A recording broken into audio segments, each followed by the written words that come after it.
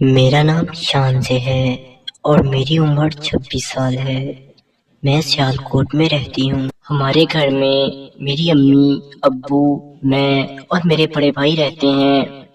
میرے بڑے بھائی کی شادی میری انگلینڈ میں رہنے والی خالہ کی بیٹی سے طے کی گئی تھی۔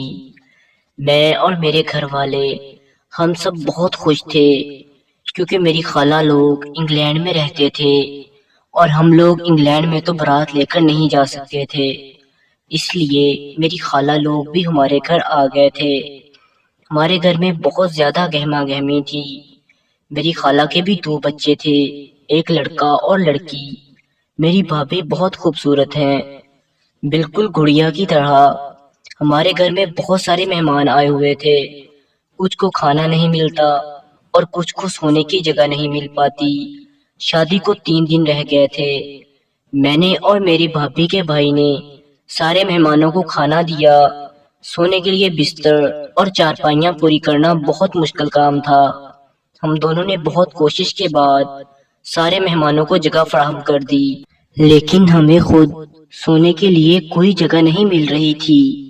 بہت ڈھونڈنے کے بعد اسٹور روم میں ایک چٹائی اور پرانا سا تکیہ مل گیا، لیکن اس پر صرف ایک آدمی سو سکتا تھا اور ہم 2 لوگ تھے اور تھے بھی ایک دوسرے کے لیے نامحرم۔ میں نے اسے کہا، طاہر آپ یہاں سو جاؤ، میں کوئی اور جگہ ڈھونڈ لیتی ہوں۔ وہ بولا، کب سے تو ڈھونڈ رہے ہیں، کوئی جگہ ملی تو نہیں، آپ اس طرف منہ کر کر سو جاؤ، میں اس طرف۔ میں نے کہا ٹھیک ہے۔ ہم لوگ بہت زیادہ تھکے ہوئے تھے، اس لیے پتہ نہیں چلا کب ہماری آنکھ لگ گئی اور کب صبح ہو گئی۔ اگلے دن بھی وہی روٹین تھی، ناشتہ، کھانا، ڈھولک اور پھر سونا۔ اب ہم دونوں کو بھی ایک ٹھکانہ مل چکا تھا، ہم لوگ آسانی سے وہاں جا کر سو گئے بغیر کسی مشقت کے۔ آج ہم لوگوں نے باتیں شروع کر دیں۔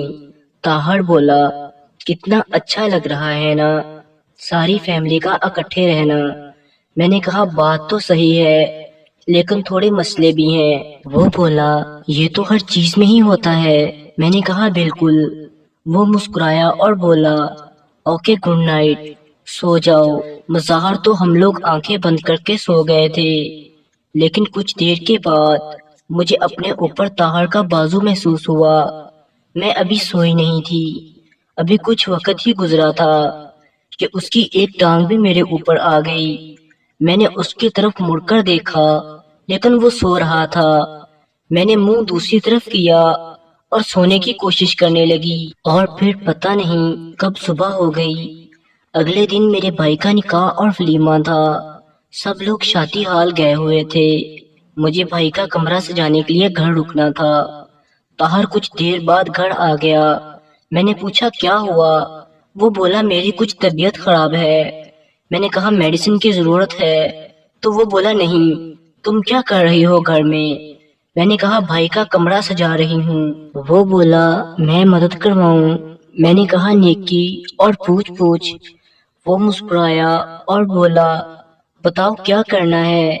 ہم لوگوں نے کمرہ سجایا، بہت خوبصورت لگ رہا تھا کمرہ۔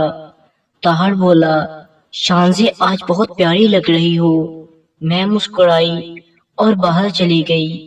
رات کو تقریباً 9 بجے سارے گھر والے واپس آئے، سب لوگ تھک ہار کر آئے تھے۔ ہمارے زیادہ تر مہمان دوسرے کنٹریز کے تھے، کیونکہ میری پھپھو اور خالہ وغیرہ دوسرے ملکوں میں ہی رہتے ہیں۔ بھائی اور بھابھی اپنے کمرے میں چلے گئے، ہم لوگ پھر سے اسٹور روم میں آ گئے سونے کے لیے۔ طاہر بولا میری کچھ طبیعت خراب ہے، میں سونے لگا ہوں۔ میں نے کہا میں نے کب روکا ہے؟ وہ دوسری طرف منہ کر کے لیٹ گیا اور کچھ دیر بعد لائٹ بند ہو گئی۔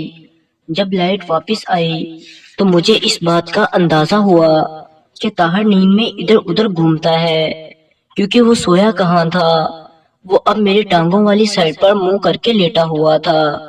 خیر میں نے اسے ہلانا مناسب نہیں سمجھا اور آنکھیں بند کر کر نیند کا انتظار کرنے لگی۔ کچھ دیر بعد میں سو گئی اور تقریباً 1 بجے چوہے کی وجہ سے مجھے جاگ آئی تو میں نے دیکھا طاہر کا ایک بازو اور ٹانگ میرے اوپر ہے اور وہ مجھے ہک کر کے سو رہا ہے۔ میں خاموشی سے لیٹی رہی۔ اب کرتی بھی تو کیا کرتی، لیٹے لیٹے نہ جانے کب نیند آ گئی اور نیند میں ہی طاہر کی طرف مڑ گئی۔ اب ہم لوگ ایسے سو رہے تھے جیسے ایک دوسرے کی باہوں میں سو رہے ہوں۔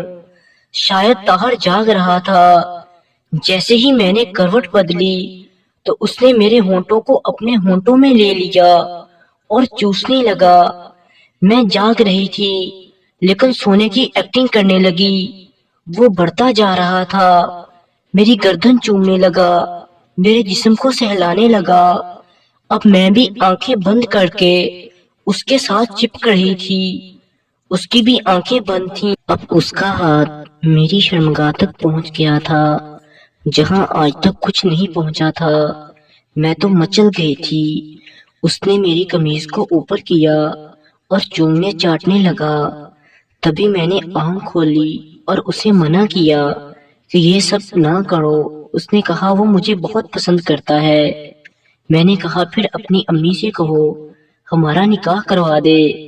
میری خالہ نے میری امی ابو سے بات کی اور ان لوگوں نے ہمارا نکاح کروا دیا اور رخصتی 2 سال بعد ہونی تھی۔